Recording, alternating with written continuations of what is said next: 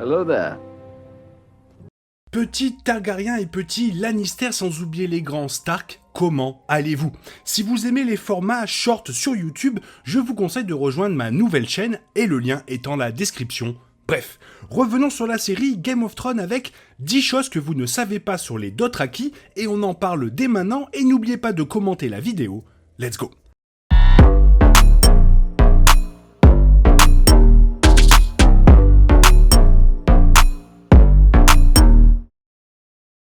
House of the Dragon se concentre sur la maison Targaryen, la maison Hightower et le fonctionnement interne de Port-Réal.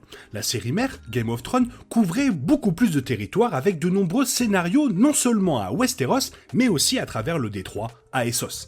L'histoire de Daenerys Targaryen a présenté les Dothraki, une culture de guerriers nomades d'Essos. Bien que la série ait passé beaucoup de temps avec ceux-ci, elle n'a pas approfondi leurs sujets ni leurs coutumes, les reléguant à jouer des personnages secondaires en arrière-plan. En effet, Game of Thrones a omis plusieurs détails clés sur les Dothraki que seuls les lecteurs de A Song of Ice and Fire connaîtront. Dans cette idée, voici 10 choses que vous ne savez pas sur les Dothraki. Premier point intéressant, les Dothraki se baignent dans le sable. Les Dothraki ont un look très distinctif dans les livres. Décrits comme ayant la peau cuivrée et les yeux noirs, ils portent des gilets en cuir et des médaillons en bronze à leur ceinture. Les hommes portent leurs cheveux en tresses élaborées, chacune signifiant une victoire. En raison de leur mode de vie nomade et de leur environnement aride, les Dothraki utilisent du sable pour frotter et nettoyer leur corps. Daenerys mentionne ce détail curieux lors de l'un de ses chapitres dans A Clash of Kings. Bien qu'elle soit habituée aux coutumes Dothraki à ce stade, elle ne le trouve pas aussi déroutant qu'elle a fait dans A Game of Thrones. Second point, plutôt intéressant, le Khalasar. Bien que les Dothraki aient un style de vie inégal, ils ont une structure sociale claire, construite autour du Khalasar. Game of Thrones en explique une partie, y compris les rôles du Khal et de sa Khaleesi. L'émission mentionne également les cavaliers sanglants, mais n'explique pas leur importance pour le Khalasar. Les Blood Riders sont les alliés les plus fiables et les plus vitaux des Khals. Leur serment est plus profond que celui du plus grand garde royal de tous les temps, et il qualifie les Khals de sang de mon sang. Fait intéressant, les cavaliers sanglants ne suivent traditionnellement pas les ordres des Khaleesi, ce qui rend le commandement de Daenerys sur les Dothraki beaucoup plus impressionnant. Le lien entre les Khals et ses cavaliers sanguinaires est fascinant et cela aurait été formidable si la série avait pris le temps de l'explorer en profondeur. Troisième point, et non des moindres, leur religion. La religion joue un rôle crucial à Westeros et Essos. Les Dothraki ont également un système religieux, quoique moins complexe que d'autres doctrines, comme la foi des Sept par exemple. Les Dothraki croient en un dieu du cheval sans nom qui revendique les Dothraki décédés et les revendique pour un Khalasar étoilé dans les terres nocturnes. À leurs yeux, les étoiles sont des chevaux de feu, formant un Khalasar massif dans le ciel nocturne.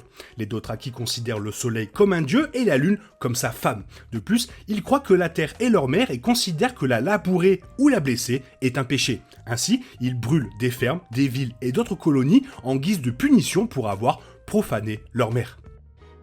Quatrième point, tout aussi intéressant, Vaes Dothrak. Vaes Dothrak n'est peut-être pas l'un des plus beaux endroits de Game of Thrones, mais c'est un élément crucial dans la culture Dothraki, agissant comme leur seule colonie. Les Dothraki ne construisent pas de structures liées à leur mode de vie naturaliste et libre. Ils sont constamment en mouvement et considèrent les établissements permanents au mieux comme inutiles et au pire comme des péchés.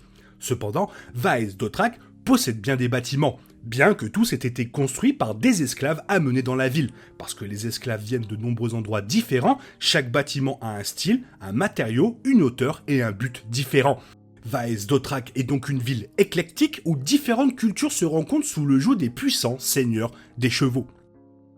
Cinquième point, tout aussi important pour eux, la mer des montagnes. La mer des montagnes est à portée de vue de Vaes Dothrak et les Dothraki la considèrent comme un lieu sacré où seuls les hommes peuvent se tenir debout.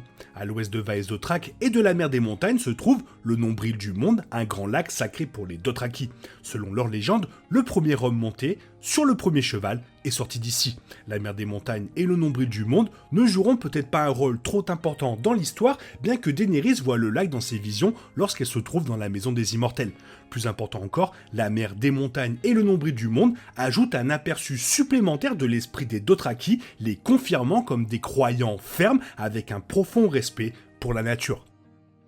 Sixième point, tout aussi important, leur langage. Le monde de Game of Thrones compte de nombreux langages complexes et fascinants. Le Valérien a produit de nombreux mots et phrases populaires, mais le langage des Dothraki a joué un rôle presque aussi important dans la série.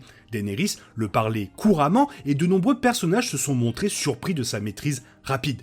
La langue Dothraki utilise des termes descriptifs au lieu de noms. Par exemple, ils ne disent pas Westeros, mais l'appellent plutôt Raesh Andail, ce qui signifie le pays des Andals. Le Dothraki est un langage dur, adapté aux personnes dures qui l'ont créé, expliquant pourquoi il évite les schémas trop descriptifs et opte pour une approche simple du langage. Septième point, très important, leurs croyances. Les Dothraki sont des gens profondément superstitieux. Game of Thrones explique qu'ils détestent la mer et n'osent pas y toucher, mais cela n'est pas révélé. Pourquoi ? Les romans déclarent que les Dothraki se méfient de toute eau que leurs chevaux ne boivent pas. Ainsi, la mer est leur pire ennemi et ils la croient empoisonnée. Les Dothraki se méfient également de la magie. Ils croient que ceux qui la pratiquent sont mauvais et sans âme. Daenerys révèle également que la plupart des Dothraki pensent que les femmes pratiquent la magie parce qu'elles ont couché avec un démon, devenant ainsi des êtres contre la nature dans le monde. Huitième point plutôt sanglant, le siècle du sang. Le fléau de Valyria a laissé Essos dans le chaos, beaucoup tentant de prendre la place de Valyria en tant que principale puissance du continent. Les Dothraki ont saisi l'occasion et ont émergé de l'extrême orient, pillant et brûlant des villes, jetant Essos dans un plus grand désarroi. Les Dothraki ont connu l'apogée de leur puissance au cours du siècle de sang. Ils ont finalement été arrêtés par les 3000 de Qohor, un groupe d'immaculés qui ont vaincu Khal Témo et son Khalasar. Les Dothraki ont détruit les royaumes entiers au cours du siècle 200. Leur ruine se trouve de l'autre côté de la mer Dothraki au moment où les événements du premier roman commencent. Neuvième point sous forme de prophétie, l'étalon qui monte le monde. Game of Thrones a plusieurs prophéties importantes. L'étalon qui monte le monde est la croyance du peuple Dothraki à propos d'un homme prophétique qui deviendra le Khal le plus puissant de tous les temps. L'étalon qui monte le monde réunira tous les Khals sous un seul Khalasar et conquiert le monde. Le Doge Khaline pense que le fils de Daenerys avec Drogo sera l'étalon qui monte le monde. Cependant, les actions de Daenerys dans la série révèlent qu'elle était en fait l'étalon issu de la prophétie. Elle a uni les Dothraki sous un seul Khalasar et les a emmenés à travers le détroit pour conquérir Westeros. Et pour finir, la mort parmi les Dothraki. L'aspect le plus intriguant de la culture Dothraki est peut-être leur croyance entourant la mort. Un Khalasar se termine effectivement avec la mort du Khal. Ces cavaliers sanglants doivent vivre assez longtemps pour accomplir deux tâches. Venger leur Khal déchu et escorter la Khaleesi jusqu'à Vaes Dothrak où elle rejoindra le Doge Khaline.